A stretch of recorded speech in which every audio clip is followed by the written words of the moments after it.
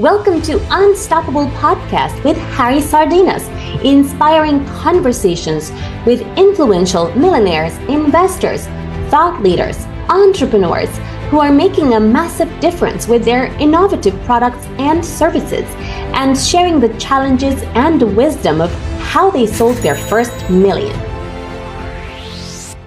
How would you like to make your first million? And today we have a tech entrepreneur from London joining us. Ash, please can you introduce yourself? Hi, Harry. Thank you so much for having me as a guest on your show. I am really, I really appreciate your time. Yeah. So Ash, can you say your name, full name, and which company you are at the founder? Sure. My name is Ash. I'm from London, and I'm a founder of Art Circles, which is the creatives, one place to go where creative minds can get together and create their communities, and most importantly, leverage the community to make thousands and thousands of pounds per month. Wow, that's fantastic. Now, Ash, tell us a little bit more about your journey. How you decided to become an entrepreneur? What happened? Sure. I was like, most of the young people in our country, 9 to 5 guy, going to the office, traveling into underground, like early in the morning, 7 o'clock. And then, wasting a couple of hours every day traveling and then working your ass for somebody else, making money for them. And then one day I came back home and in my personal life, something bad happened because of which I had to go to the hospital. I got admitted there. And then my mental health got suffered really bad. And with that happened in my life, I had to go to rehab. I spent 18 months there, very hard work. And Wow. that's when I take mental health very seriously. But the good thing happened is I lost my job. I lost all the savings. I drained out all the money in my account. So I was like, literally, you can call me homeless person. But fortunately, I am from Asia. I had my family and friends around who, stick together with me, helped me to raise back up on my feet. And I don't want to share the personal side of it, why that happened, but what I gained from this experience is, if you want to create your life again, you need to start thinking from first principle, which apparently Elon Musk also uses for all of his companies. So I started doing that. I started reading books. I started taking care of my health. I started taking care of my mental health. And eventually, within 3 years, now I, founded this company, which is working pretty well. Wow. So tell us before in the corporate job that you was working. So which company did you work before? You can name, all the giants. So starting from Microsoft, Adobe, worked with several clients which I couldn't even name, but you might have watched some Wow. movies for, where this company existed. So I was into cybersecurity and cloud. And then Wow, you work for all these companies. yeah. Wow. What were you And doing for this company? Programming, most project management? so I started as a programmer, as usually the engineers start. I did around 6 7 years of programming. Followed by that, I moved into management positions. And then when this drastic uh, event happened in my life, I was about in the verge of becoming a VP. But again, working for a company, A being a VP, VP. could Wow. could have been brought you just a salary, but working for your own company is like your own baby, right? Hmm. Okay. So tell us a little and Ash, this is something that we speak with a lot of entrepreneurs. We are projecting to interview over 5,000 in this series of podcasts, right? So Yeah. we often hear the story, right? That something drastic happened, yeah, and then could be a loss of a family member, could be an issue with your health, could be an issue with your mental health. Anyway, something drastic, or people get fired, right, out of the corporate job, and then is when they start to reevaluate everything, yeah, and they decide to start their own business. So, what message do you have for people out there, in a sense, that don't wait until something drastic happen?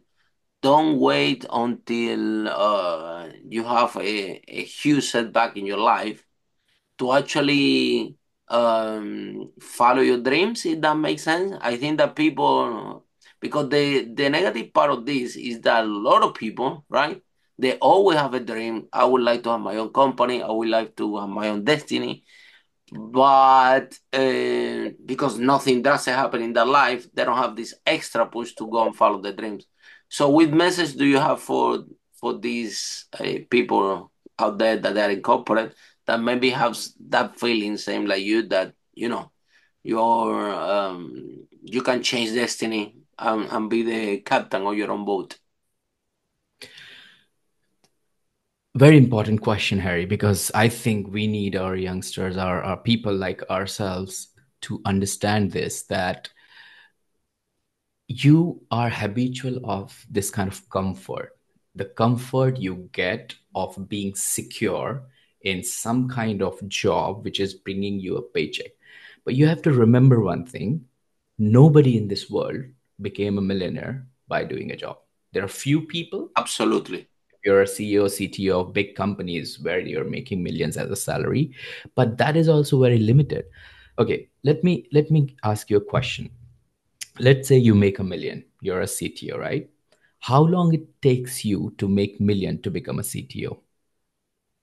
Long time, yeah. Minimum 20 years or 15 years, You have right? to wait maybe until the company exit, right? Something like that, yeah. And then you go through this ladder. Now you work for a year and you pay almost 40%, 45% tax on your salary.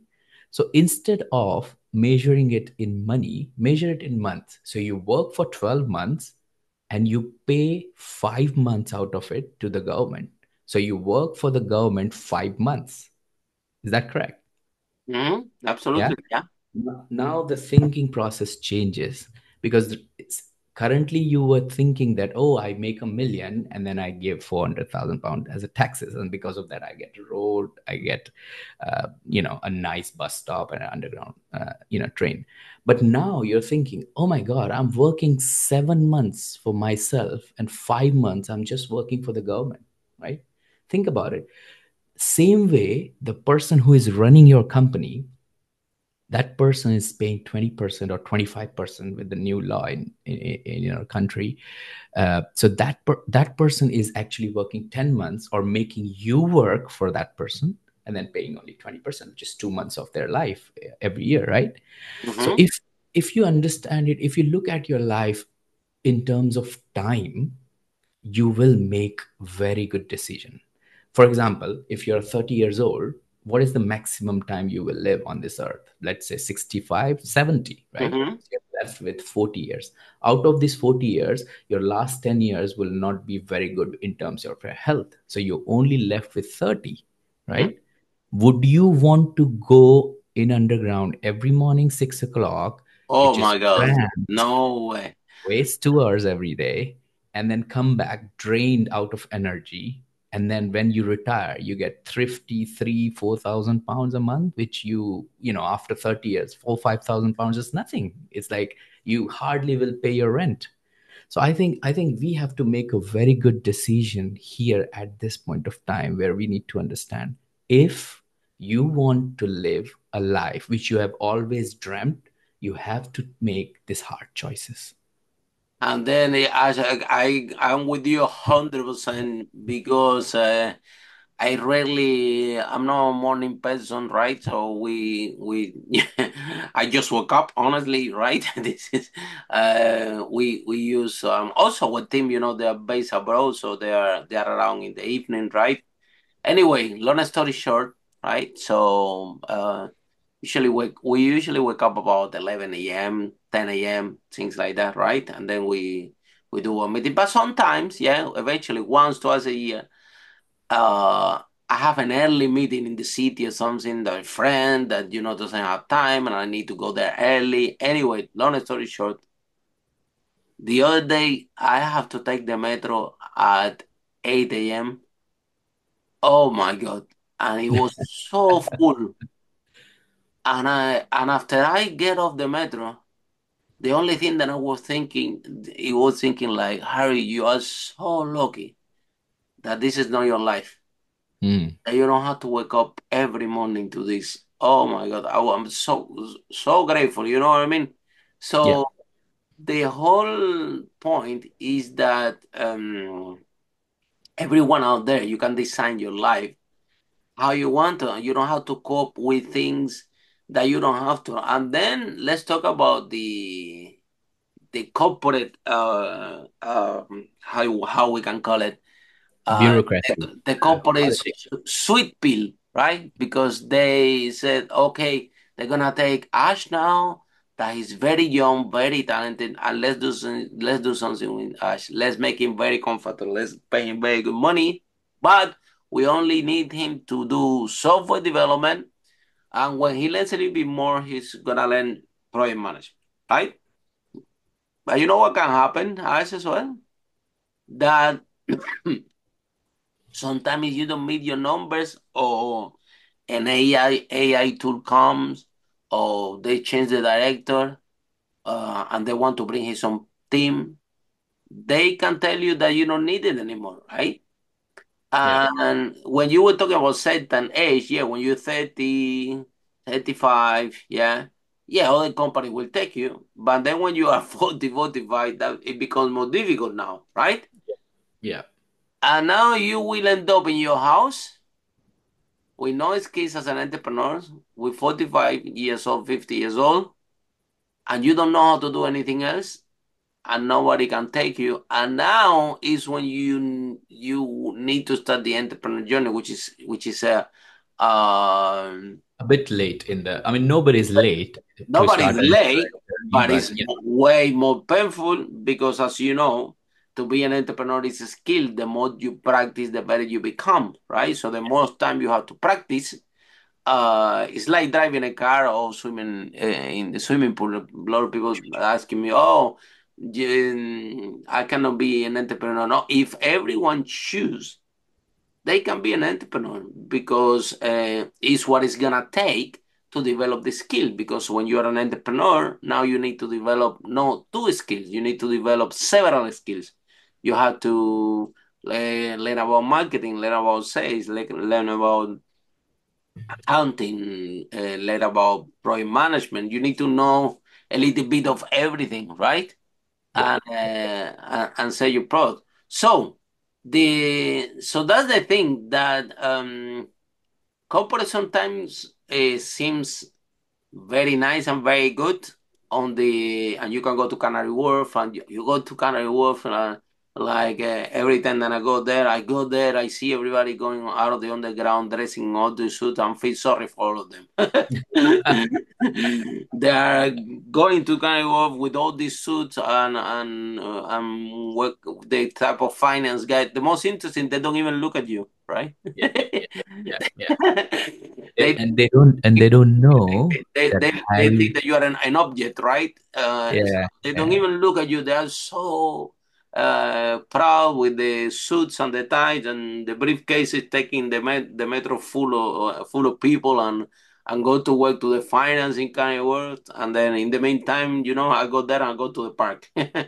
My office in the summer usually is the bicycles in High Park.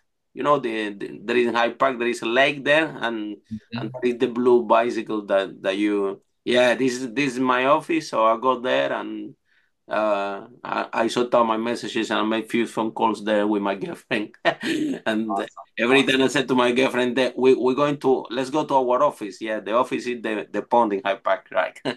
Anyway, so now as let's talk about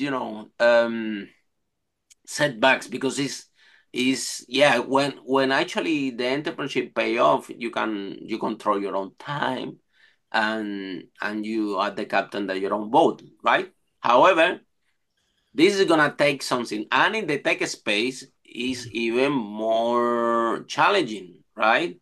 So Mm, how you came with this idea to decide to open this company, this startup?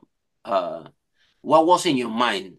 sure. Because it's a very tough uh, industry, yeah, very rewarding when you make it work, but it's not easy to succeed in tech. So how how you knew that this product is gonna have enough market that people will willing to pay money for it? Sure, sure.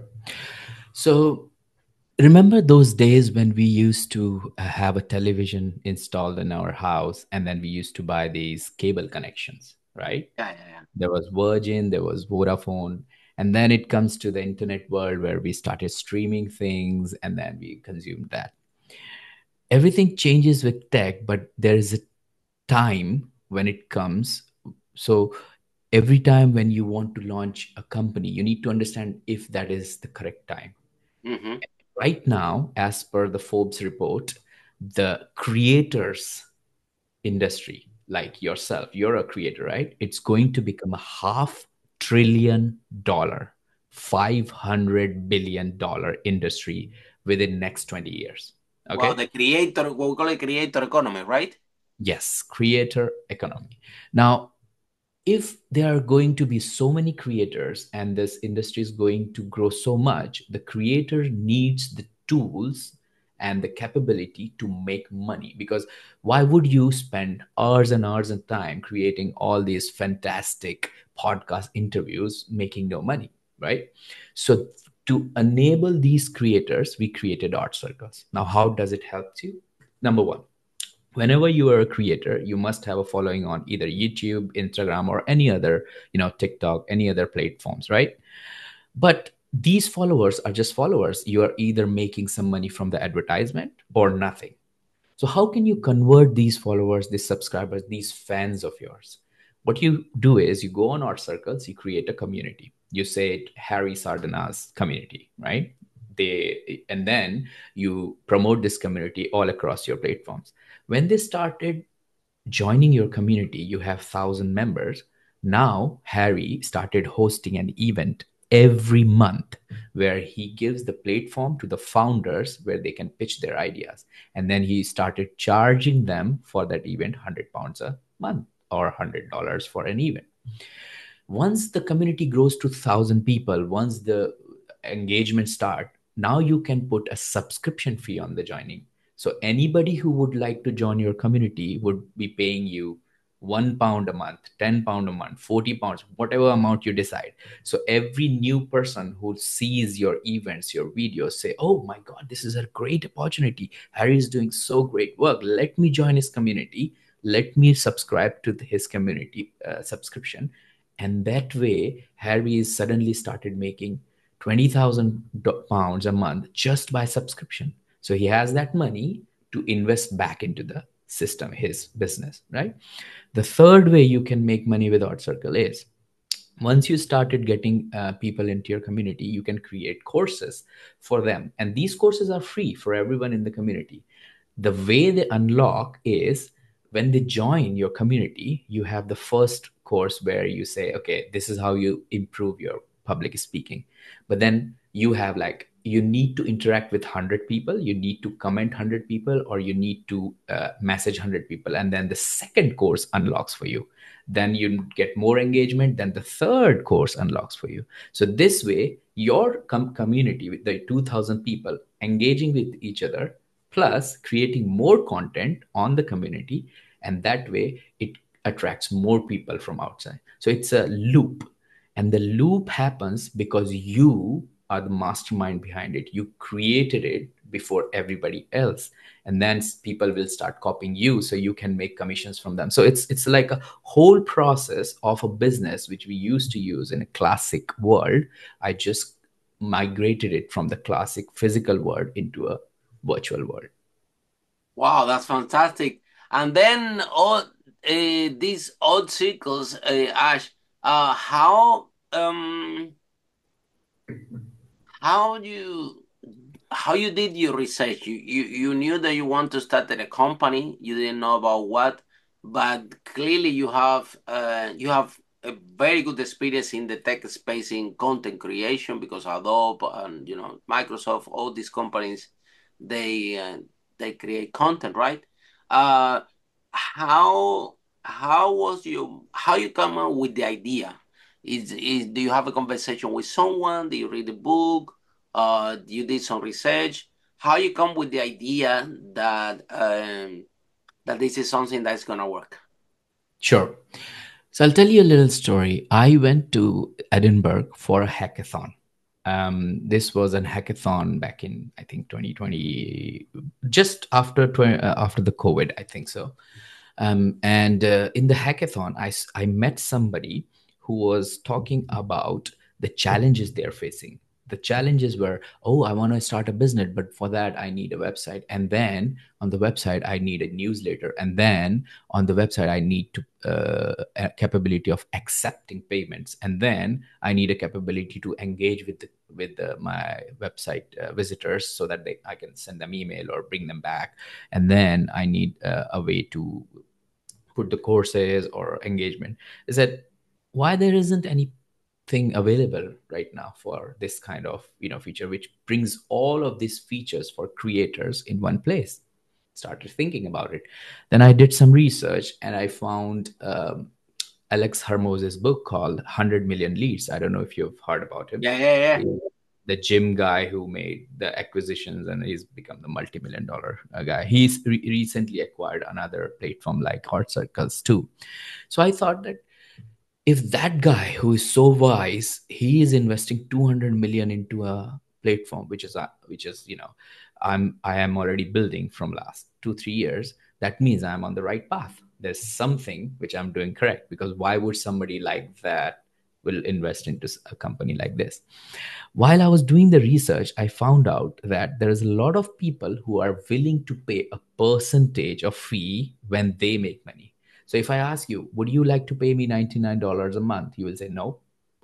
But when I say, if you make $1,000, will you pay me $99 a month? He said, well, why not? Because it's 900, Absolutely. Yeah. Everybody. $1 free for me, right? So Yeah. it's easier for me. So I said, okay, that sounds good. So you make money and then we make money. So it's basically a win-win situation for all the parties.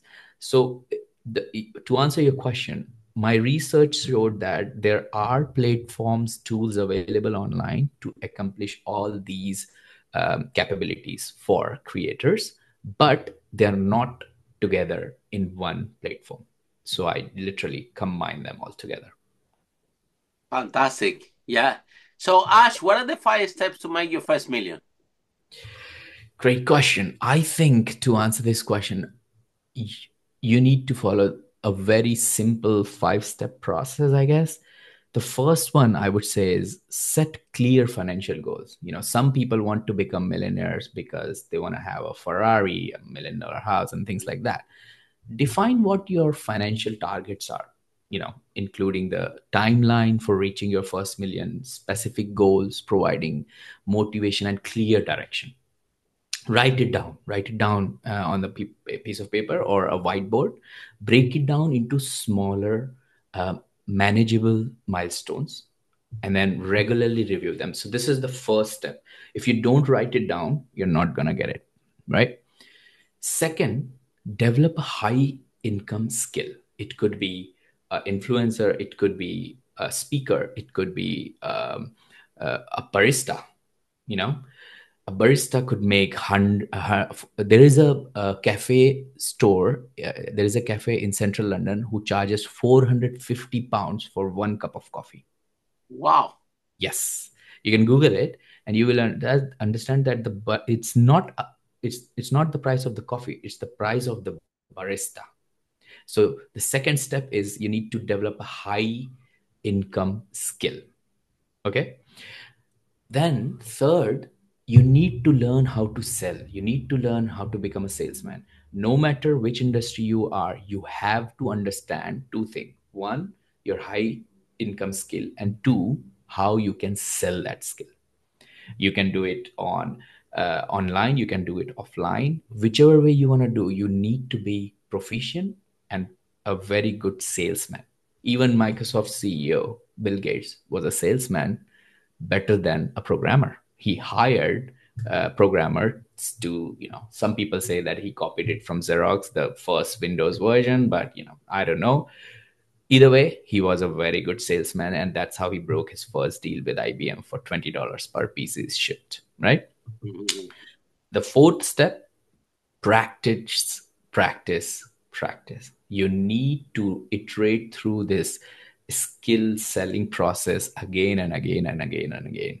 Make sure you track your progress, because you can't compare yourself. It's sort of like Ash cannot compare himself with Harry, but Ash can compare himself with Ash when Ash was by 2020, how Ash was there, and now by Mhm. 2024, how I am. So you always can, compare yourself. And then last but not the least, once you start making money, make sure you have sufficient amount for yourself. Don't go outside and buy a Ferrari, because that's never going to help you or your family. You know, just make sure you, when you start making money, you invest wisely, because ultimately the goal is not to make $1 million or pound. It's how you can utilize that money to improve your lifestyle, Mhm. right? What would you do if you have 500 million and you don't have time to go out and have a nice dinner with your family? Exactly. Or you have Yeah, so much stress in your company that they give you a heart attack. And exactly, you cannot exactly. reach, not even the 70 years old that we are talking about IT. Yeah. Yeah, yeah, yeah. Ash, this blueprint is fantastic. Now, Ash, in terms of funding, right?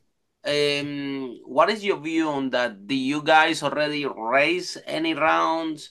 And if it's not, tell us a little bit about this aspect of the business. Are you raising at the moment? How Sure, this sure. is work?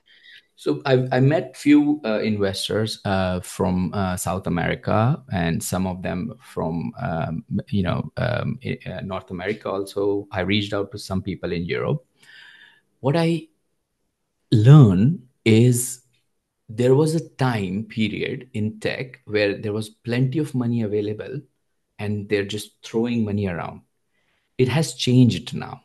A lot. They, yeah, it has changed a lot. The reason it has changed is because they've been pumping the money into these startups, which forgot to understand that the ultimate reason the investor invests in your money is they want 10x returns. Mm-hmm. And then if you can't give it to them, you won't be able to survive in the market, because ultimately they are the sharks. They will eat you up, and then you're nowhere. So what I have understood after speaking with these investors is the best way to go forward is to get onto a 10,000 pounds monthly recurring revenue yourself. Oh, yeah. Very Yeah. good. So I'll give you a very high level, and it could be different in different industry, but a very high level understanding. If you have a 10K MRR, you can easily get £1 million or $1 million for 10% of your company.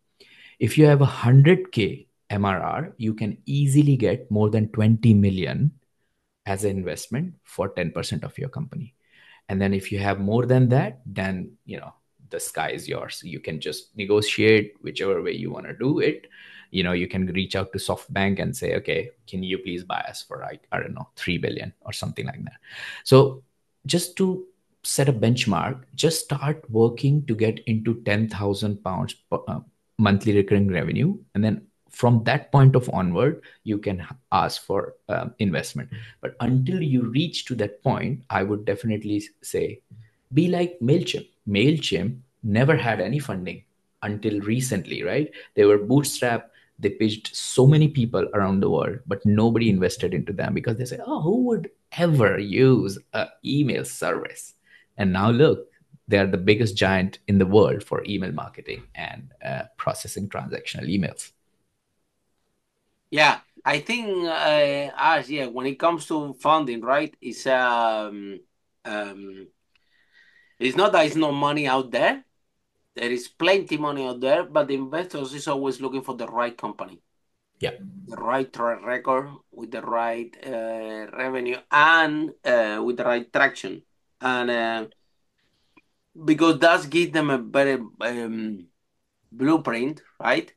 That that this company is gonna be that's what I take the boxes. So basically, we can say that the investors also, they have become in the tech space 10 times more demanding than before. Right? Makes sense. Indeed. Indeed. Yeah. Okay. So in that case, Ash, what advice do you have for people out there in the tech space, in the startup space, that I have a lot of people that come to me complaining and say, Harry, I cannot raise the money. You know, these investors, they're asking for traction, they're asking for MVP, they're asking for this, they're asking for that. They every time they want something else, and it's so hard to get the money, right? What advice do you have for these companies to take a startup? How they can achieve the first, how you can call it, the first 10,000 in revenue, right? Mhm. So that would be a very good blueprint. If they want $1 million, it would be very easy for them to find it, right? So basically, everybody is the huge challenge with people is traction and get the monthly revenue 10,000 a month. Make sense, right? Go. Yeah. So how can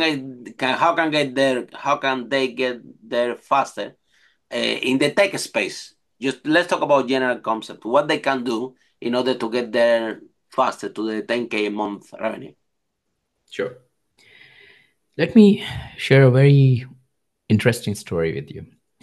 When I was working with Microsoft, I used to go to the office sometimes in Dublin, and there I was, I am a foodie guy, so I like to eat a lot of Me too. food. Yeah, yeah. Um, and they had this brilliant kitchen, and then in this kitchen, you have lots of food there, and it's all subsidized. Sometimes it's free also, but every time or every week there is a small sticker about a new recipe. They write down they put a picture of it. They write down about this recipe, and they say what it includes, what are the contents of it, and etc. Would you like to have it?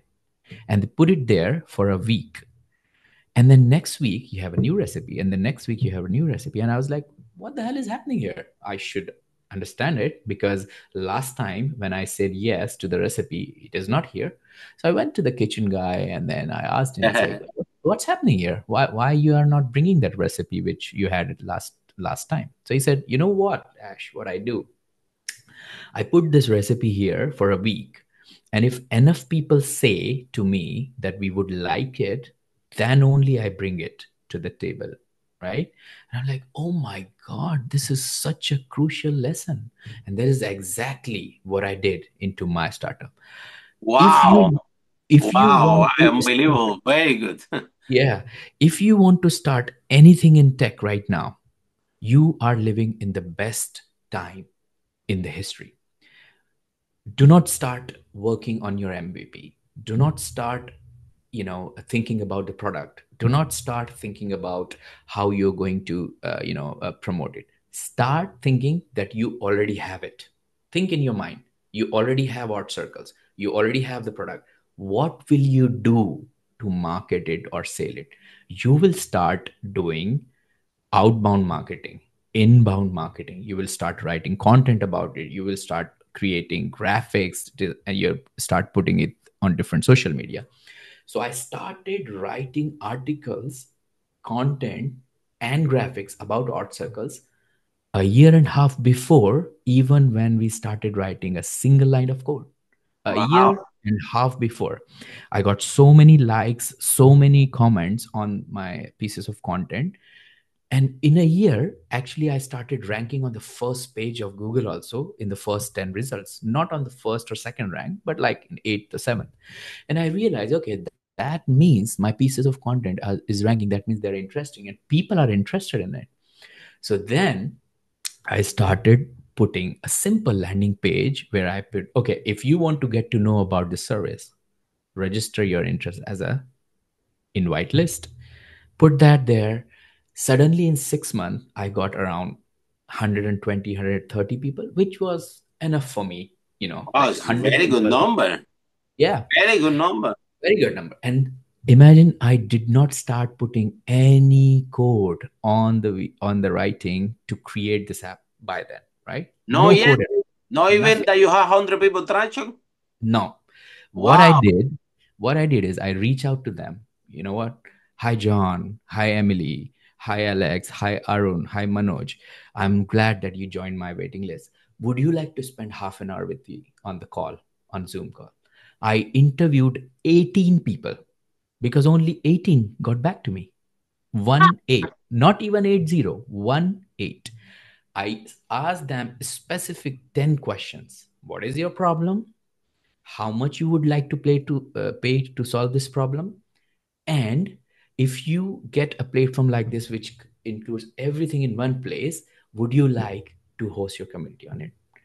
Out of 18 people, only 6 people said that yes, we will pay for this community starting from the first day. Only 6 people. See, 120 people signed up, 18 people said yes to the interview, and 6 people said that we will pay.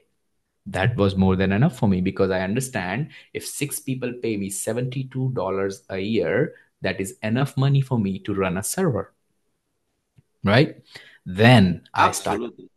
then I started coding the software with my friends, and by the time we were mature enough to launch it, we had quite a lot of more people registered on the waiting list. We spread it around. We got product of the day on product hunt for that week. We spread the word around all across the social media. But the good thing is, remember the content I wrote down 2 years back?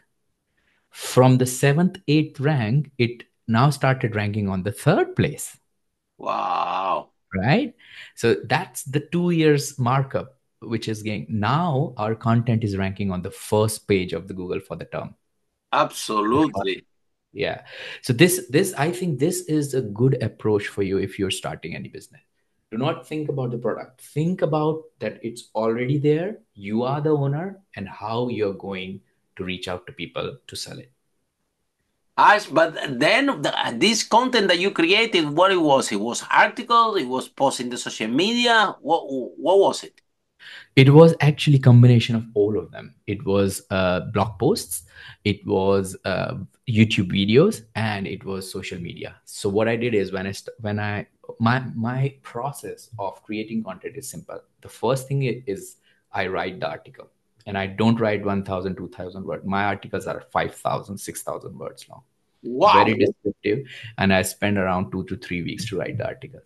Once the articles are done, I spend around a week on Canva, which is a free tool to create graphics, to create these reports from different platforms. I get the data, put the reports on it, and then once the article is finished, I publish it, and after publishing it, I create a video talking through the article. So I literally read the article. I literally explain how I got the data, how I created this graphic, this chart, this pie, and then I explain to the people what is the way, what are the strategies I have used while writing this article, and then I link that video on the article. So it's on the top. So if you do not want to read the article, watch this video, and I link the link of the blog post into the YouTube video also. So it's like both ways around. If you do not want to watch it, read it here. And ultimately, no matter how good your content is, if it is not helpful, it is not going to work. So you have to make sure it is intent oriented, not keywords oriented. You need to make sure it's helping, it's delivering 1,000 times more value than the time your viewers are giving you to watch this video or read this article. Once you understand it, that's it. You get the tractions, and then once the tractions are there, the world is yours. And then ask this passion about writing, because it's even better than writing. It's what you were doing is copywriting, because you persuading uh, the community to read your content and to agree with your content, right? So any general tip that you can give to the tech entrepreneurs there? What's the best way or the best structure to write an article so you can that's gonna give you traction? You know what, Harry? You can do that much better than me because you're in the speaking world and you understand much more better than me. But because the question you asked me, I would definitely say I follow a very simple framework. I'm not a ninja or a guru. I don't call myself a coach or a mentor, but the simple process is your hook and your header image needs to be attractive enough so that the person who's looking for that kind of information clicks on your link or get on your YouTube video. Once that's done, you have only 6 seconds to convince your user or your viewer that the information you're going to give them is good enough for their time. And then you need to put so the attention span right now for humans are very, very less. Some people say it's less than 6 seconds, some people say it's less than 20 seconds, but I think I would happily spend hours on a boring video if I know that by the end of this video I get so much value, right? But if a video is super entertaining, I will still spend my time with it because it's entertaining. So why not combine them both together? Why not create value and make it entertaining? I don't make entertaining videos because I'm a boring person myself, but I'm sure there are a lot of people out there who can make entertaining videos with value delivered. Yeah. Yeah, that's what I share with people, right? People need to just imagine when you have a newspaper in your hand, right? You have a Mm-hmm. newspaper in your hand. You don't read all the news. What you do, you look for all the headlines. And if it's a headline that you like it, then you read the news, right? It's the Mm-hmm. same process. I agree 100% what you shared. The hook, the headline, and how you start this piece of content is basically the the most important element, right? Of Yeah. people actually to read your article, but at the same time have to be value there, right? You Mm. actually have to produce a piece of content that help people outside the problem, or they have the lessons there, right? Yeah. So, Yeah. but content creation is so important when you have in a tech company, and that process that you just described, right, Ash, is the logical process that tech companies should be doing out there, right? Because what we find in the tech space is totally the opposite. Mm. Like everybody, all the tech entrepreneurs, they write this software, they write this amazing product, right? And then maybe you can have it patented, you can have it this, and you think that and the product is amazing, yeah, and you think that you can change the world with a product, but then you go out and sell it, and then it's a problem Yeah. because you don't know if the product is product market fit yet, and now when you spend all the resources, when you spend all the energy, when you spend everything, now is where you have to start this process. Oh, I have to find if the people are interested in this product, and if they are not, I have to fix it and modify it. And sometimes all the energy that you put creating a product, yeah, Yeah. probably this is not what the clients want, because we don't know what product they're gonna buy. We are not the buyers, we're the product creators. They are the buyers, so they Yeah. need to know what they want. I shared a story once. My first business was a property business here in London. We managed to sell over 5 million. And I remember when I was renting the first room, right? I showed the room to the person, and I said, "Why would you like to buy this room?" And the person told me no. I said, "Oh, why not?" He said, "No, it's a little bit dark. If it were painted in white or painted in white, and bright, I will take it. But this room, the color of the walls a little bit gray, a little bit green and gray like this. Room is too dark. I don't like it. No, I'm not taking it." I'm thinking, that's interesting.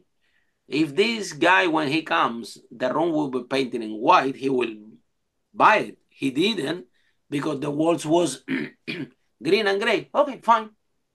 So I went the other day and I painted the whole room in white. Yeah.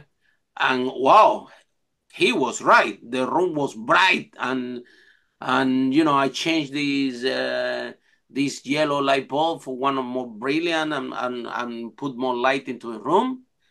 Amazing. But then what happened? The next viewing was a girl.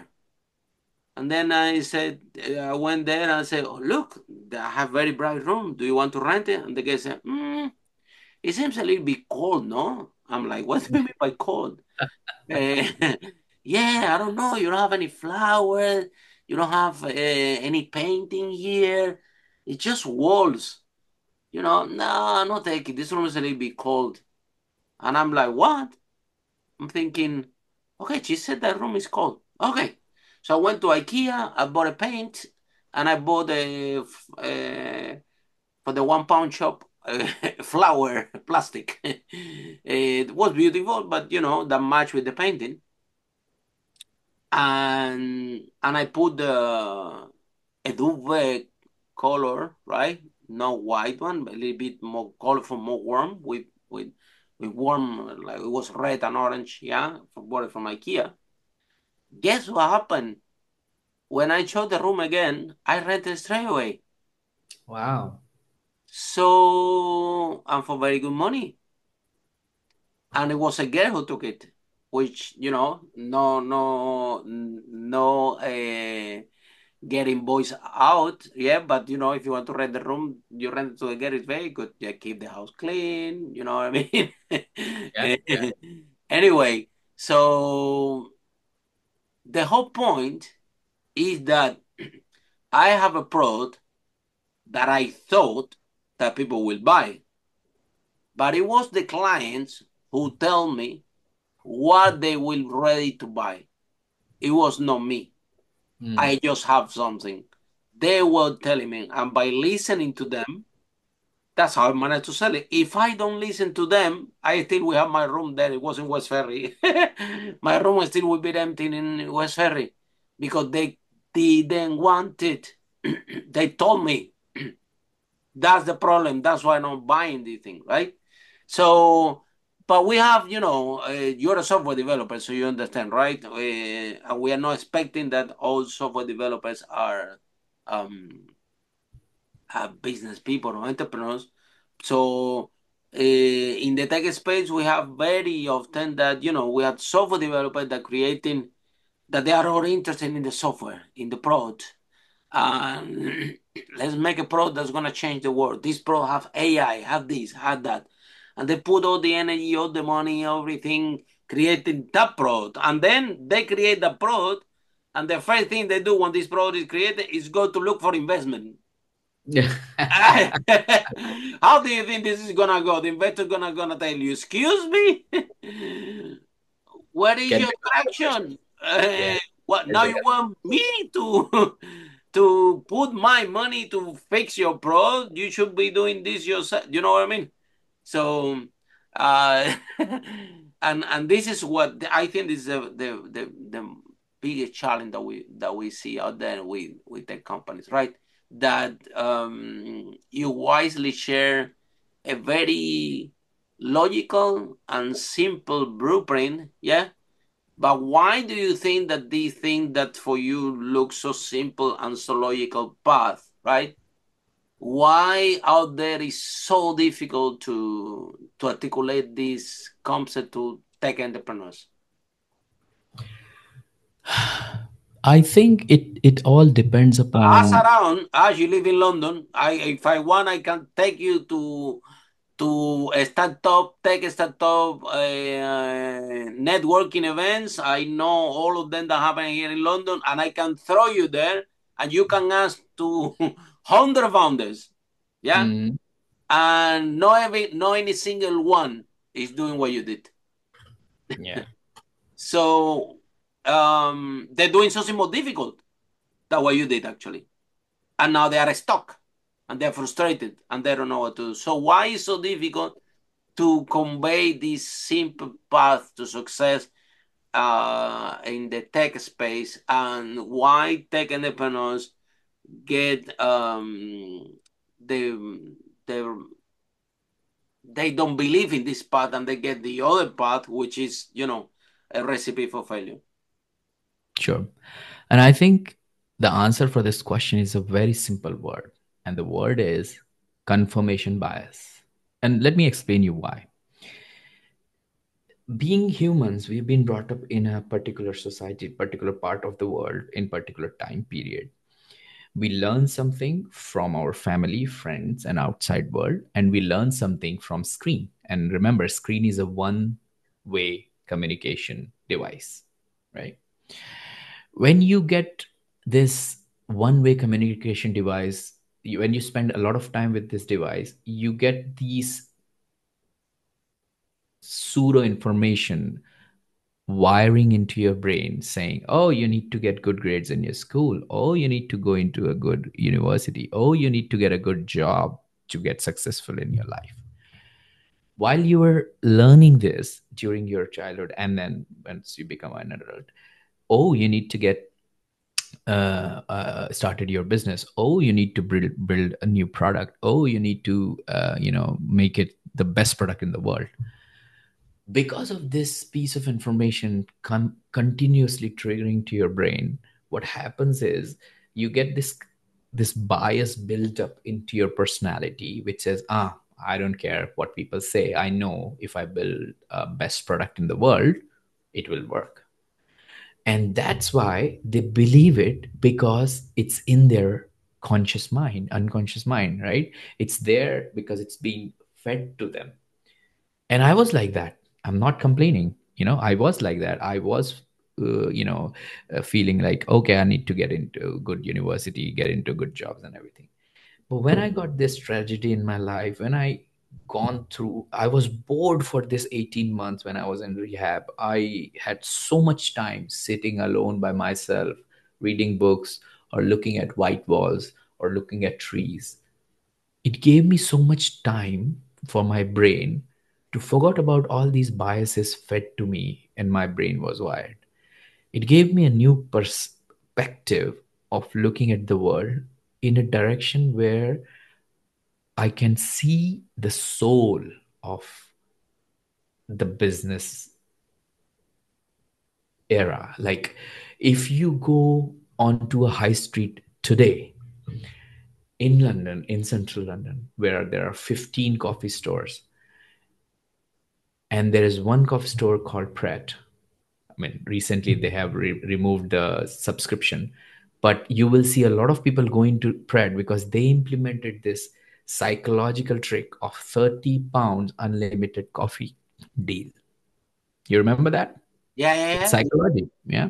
They were making profit out of it. I was following their white paper. They closed it because they didn't wanted their customers to feel that who don't have subscription are paying more, and the customers who have subscription are paying less. So there's a differentiation element there. That's why they closed it. But that's a very good business model. If a coffee company comes to me tomorrow and say, Ash, can you build an app for us where I can give unlimited coffee to my customers, and I'll happily do that for them, because it's amazing business model. You need to think what your customer want, when they want, and in what format they want it. And the moment you understand it, you will start doing things like that. I haven't seen any single entrepreneur in my life or a founder who created the product first, not suitable for the time, didn't knew about their customer, and still got successful. There's nobody. You Absolutely. have to understand if this is a right time for your product. You have to understand who are your ideal customer personas. You have to understand what kind of pricing models you have to provide them so that they can get into your platform and purchase the products from you. And the most important thing, you need to understand where you will find your customers. All of these things needs to be done before you build the product. Yeah. Absolutely. So I totally agree with you. It is hard for our mindset to understand which way we should go. But I always say to everyone that whatever you want to do, just reverse engineer it, and then you will understand it black and white. Ash, and then the sometimes the dark day of your life is the best day of your life, right? And some people, you've been there, I've been there, right? So sometimes you you learn a big lesson out of out of uh, you learn a big lesson out of a big setback or big health incident in your life, right? Um, but also, right, is the mental health of the entrepreneur in the journey, right? Because this is also what happened as well, right? Sometimes because they are not following the right blueprint, right? They have a product and then they find the first client and the first client it doesn't pay them and then the supplier doesn't pay them and all these negative baggage, all these negative things, they start to get stored in your brain, right? Your unconscious mind again and again and again. And if you don't find a way to channel this tension, this pressure, right? Yeah. What could happen is, you can. I always said, yeah, I always said that mental, emotional pain sometimes can lead to physical pain, right? So Yeah. what's your last message for the mental health of the tech entrepreneurs out there? Sure, sure. I think your family, your friends, and your environment is very important when it comes to mental health.